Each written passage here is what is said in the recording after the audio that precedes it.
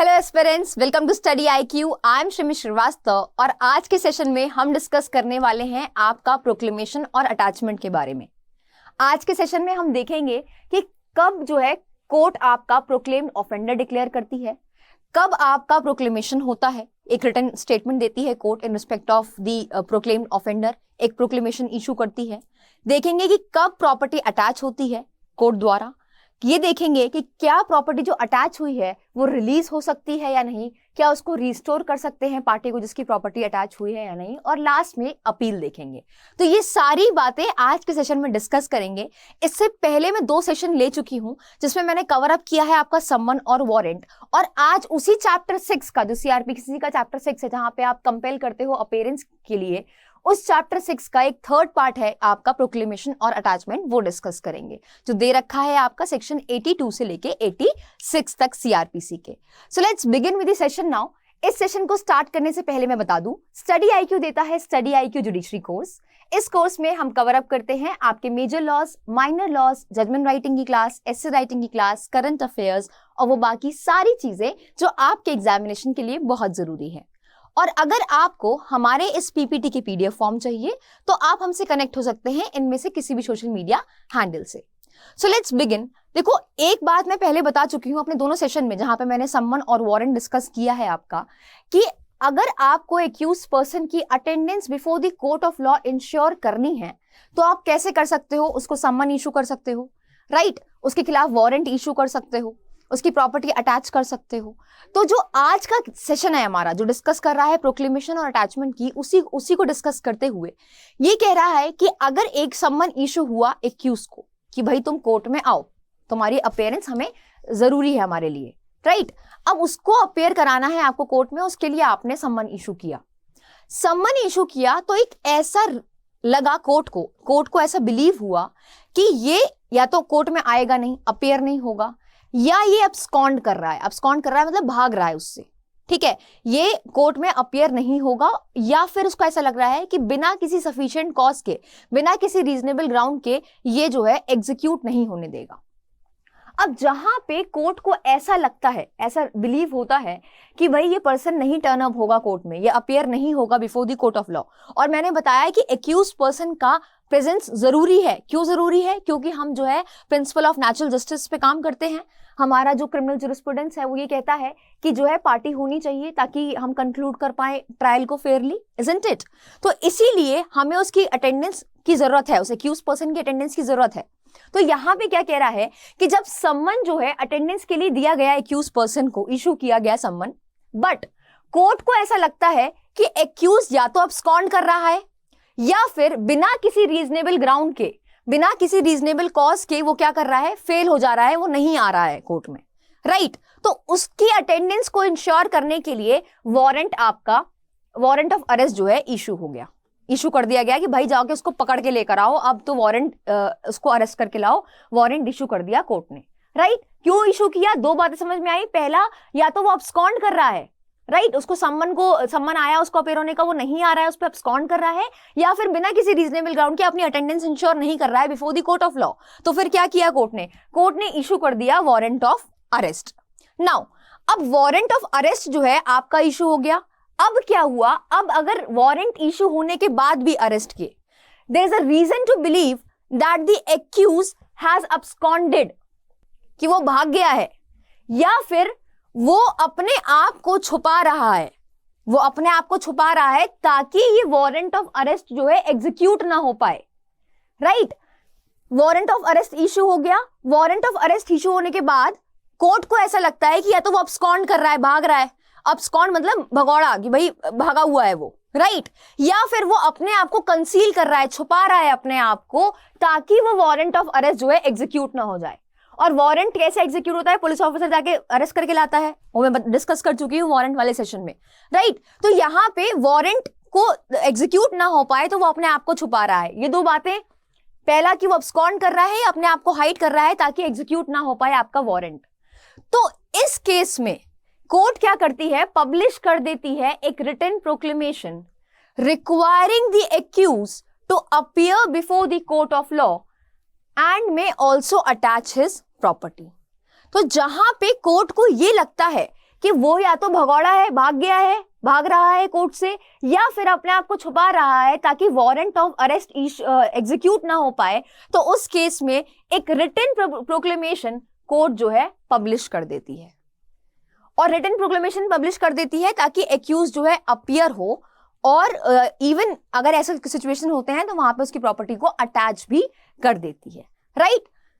तो अगर एक्यूज जो है फेल हो जाता है अपीयर होने के लिए आफ्टर प्रोक्लेमेशन, अब प्रोक्लेमेशन भी इशू कर दिया कोर्ट ने और उसके बाद भी कोर्ट आपका एक्यूज अपीयर नहीं हुआ before the court of law, the court में ऑल्सो अटैच द प्रॉपर्टी। मैंने बताया ना कि जहां पे कोर्ट ने प्रोक्लेमेशन इशू किया और उसके साथ साथ वो अटैचमेंट भी कर सकती है प्रॉपर्टी की, तो जहां पे प्रोक्लेमेशन के बावजूद भी, जहां पे एक रिटन प्रोक्लेमेशन कर दिया कोर्ट ने कि आपको अपीयर होना है, एक्यूज पर्सन को अपीयर होना है, उसके बावजूद भी अगर वो अपीयर नहीं होता है तो उस केस में आपका कोर्ट जो है अटैच कर देता है प्रॉपर्टी एक्यूज की, right.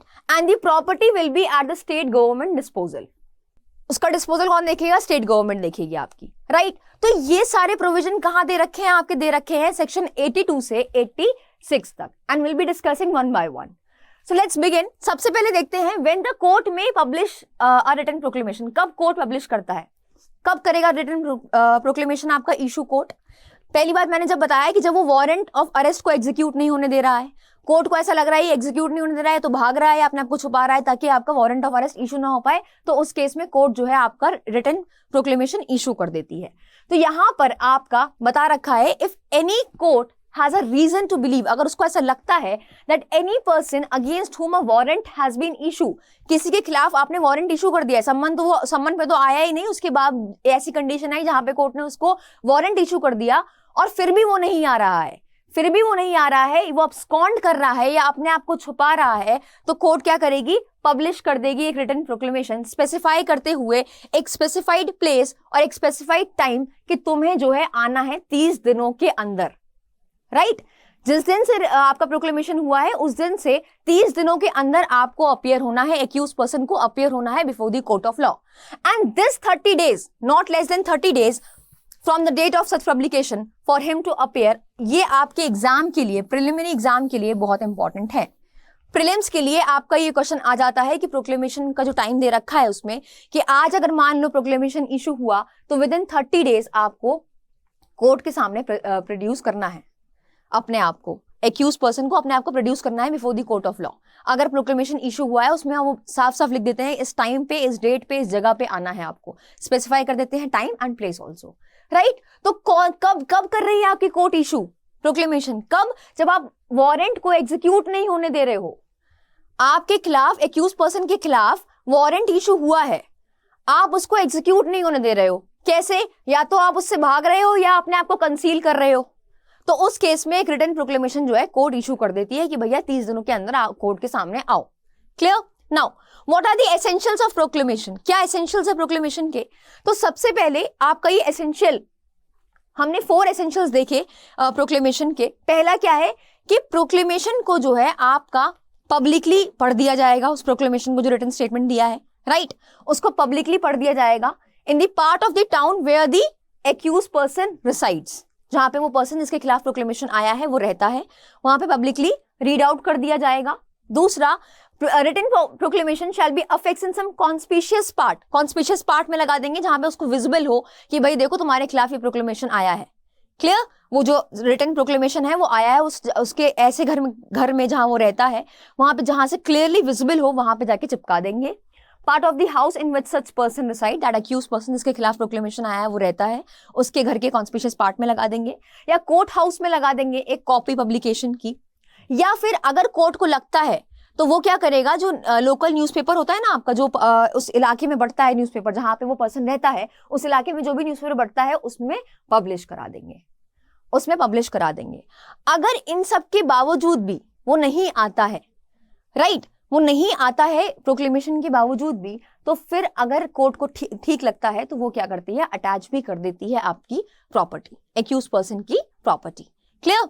Now attachment of property जो दे रखा है आपका सेक्शन 83 में सीआरपीसी के, कहता है किसी भी टाइम प्रोक्लेमेशन इशू करने के बाद, जब आपका 82 सेक्शन हम देख लेते हैं जहां पे प्रोक्लेम कर देती है आपकी कोर्ट एक रिटन स्टेटमेंट, एक रिटन प्रोक्लेमेशन कर देती है अगेंस्ट द एक्यूज, उसके बाद किसी भी time, any time after the proclamation under section 82 of the CrPC the court में order attachment of the property. Court जो है ऑर्डर कर सकता है अटैचमेंट प्रॉपर्टी का उस एक्यूज पर्सन का किसी भी टाइम प्रोक्लेमेशन करने के बाद, चाहे वो उसकी कोई भी प्रॉपर्टी हो, मूवेबल नेचर की हो या फिर इमूवेबल नेचर की हो, जो बिलोंग कर रही है उस प्रोक्लेम्ड पर्सन के।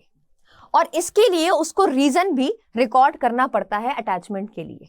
नाउ ये कब की बात है? ये बात तब की है जहां पे प्रोक्लेमेशन होने के बाद वो प्रॉपर्टी अटैच कर रही है, जहां पे कोर्ट को ऐसा लगता है कि भाई वो जो है अपनी प्रॉपर्टी बेच देगा, रिमूव कर देगा उस जुरिस्डिक्शन से, या कुछ भी ऐसा करेगा ताकि प्रॉपर्टी अटैच ना हो पाए, वो प्रोक्लेम्ड पर्सन ऐसा करेगा, तो उस केस में अगर कोर्ट को ऐसा लगता है तो वो प्रोक्लेमेशन के साथ ही जो है अटैचमेंट का ऑर्डर दे देता है उस प्रॉपर्टी के। कैसे ये कह रहा है कि अटैचमेंट में भी ऑर्डर्ड साइमल्टेनियसली, साथ में ही, उस प्रोक्लेमेशन के साथ में ही अटैचमेंट का ऑर्डर आ जाता है if the court has a reason to believe that the person proclaimed is about to dispose the whole or any part of the property, कि भाई वो अपनी प्रॉपर्टी डिस्पोज ऑफ कर देगा, किसी और को बेच देगा, या फिर रिमूव कर देगा अपनी पूरी प्रॉपर्टी या कोई पार्ट प्रॉपर्टी का from the local jurisdiction of the court, right. और जो ये प्रॉपर्टी आपकी अटैच हो रही है वो डिस्पोज ऑफ कौन करेगा? आपका स्टेट गवर्नमेंट डिस्पोज ऑफ करती है। यहाँ पे लिखा है the property attach to be at the disposal of the state government. तो ये बहुत क्लियर हुआ अटैचमेंट के केस में, जहां पे अटैचमेंट हो रही है प्रॉपर्टी की। तो एक स्टेज क्या है जहां पे प्रोक्लेमेशन होने के बाद कोर्ट अटैचमेंट का ऑर्डर कर रही है, और एक स्टेज ऐसी है जहां पे कोर्ट साइमल्टेनियसली यहां प्रोक्लेमेशन ऑर्डर किया, साथ साथ में एक और ऑर्डर कर दिया कि भाई इस बंदे की प्रॉपर्टी अटैच करो। इस रीजन पे कोर्ट को ऐसा लगता है कि ये बंदा या तो डिस्पोज ऑफ कर देगा अपनी पूरी प्रॉपर्टी या पार्ट ऑफ द प्रॉपर्टी, या रिमूव कर देगा उस जुरिस्डिक्शन से अपनी पूरी प्रॉपर्टी या part of the property. Clear? Now next is section 84 जो बात करता है claim and objection to attach property. अब यहाँ पे क्लेम और ऑब्जेक्शन की बात हो रही है। मान लो कोई प्रॉपर्टी अटैच करी तो हो सकता हो किसी और पर्सन का, नॉट द प्रोक्लेम्ड पर्सन जिसके खिलाफ प्रोक्लेमेशन आया है, उसकी बात नहीं हो रही है। कोई दूसरा पर्सन उस अटैच प्रॉपर्टी में कोई क्लेम कर रहा है या कुछ ऑब्जेक्शन रेज कर रहा है, उसकी बात करी गई है सेक्शन में। ये कहता है claim and objection can be made by the interested person other than the person जिसके खिलाफ प्रोक्लेमेशन आया है for the attachment of the property within 6 months। 6 महीने के अंदर ही अगर आप क्लेम कर सकते हो। अगर अटैच प्रॉपर्टी में उसका किसी भी रैंडम थर्ड पर्सन का कोई इंटरेस्ट है उस प्रॉपर्टी में, जो प्रॉपर्टी अटैच करी गई है, वो पर्सन वो नहीं होना चाहिए जिसके खिलाफ प्रोक्लेमेशन इशू हुआ है, वो नहीं होना चाहिए। और कोई इंटरेस्टेड पर्सन है जिसका कोई इंटरेस्ट है इस अटैच प्रॉपर्टी में, तो वो क्लेम कितने टाइम में करेगा? Within 6 months. 6 महीने में उसे क्लेम करना है from the date of attachment. जिस दिन से अटैचमेंट हुई है उस दिन से 6 महीने के अंदर वो क्लेम करेगा। अगेन आपका प्रीलिम्स का क्वेश्चन है,